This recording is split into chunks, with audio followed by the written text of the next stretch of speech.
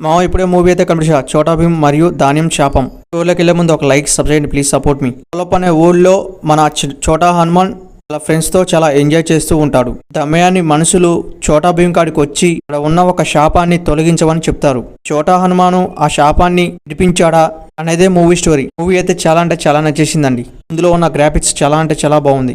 ఏం డౌట్ పెట్టుకోకుండా మూవీని అయితే స్టార్ట్ చేయండి. చోటా భీమ్ ఏమన్నా యాక్టింగా కొన్ని సీన్స్ మన కళ్ళ కట్టినట్టు చూపెట్టిన కొంచెం డైరెక్టర్.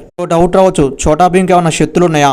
ఈ మూవీలో అన్నీ దొరుకుతాయి మనకి. ఈ మూవీ కూడా ఎక్కడ కూడా లాగ్ అనిపించలే. ఈ మూవీని తెలుగులో ఎవరు కూడా రివ్యూ ఇంకా ఇంత మంచి మూవీస్ని రివ్యూ కుండా ఎందుకు ఇచ్చి పెడతారో అర్థం కాదు. నేను మూవీని స్టార్ట్ చేసిన ఏదో ట్రైల్ వేద్దామని, కానీ నాకు చాలా అంటే చాలా నచ్చేసింది ఈ మూవీ. ఈ మూవీలో ఉన్న క్యారెక్టర్స్ ఎంత ఎంగేజింగ్గా తీసిపోయినంటే వేరే లెవెల్ అనుకోవచ్చు. రాజ్యం గురించి చాలా మూవీస్ చూసాం మనం, కానీ ఈ మూవీలో చాలా డిఫరెన్స్ ఉంటుంది. బ్యాక్గ్రౌండ్ మ్యూజిక్ అయితే పర్లేదు అనిపించింది. అలాగే డైరెక్టర్ ఎక్సలెంట్ వర్క్ చేసి అనుకోవచ్చు ఈ మూవీకి. ఆ చిన్న పిల్లగాన్ని మెయింటైన్ చేయడం అంటే చాలా కష్టం.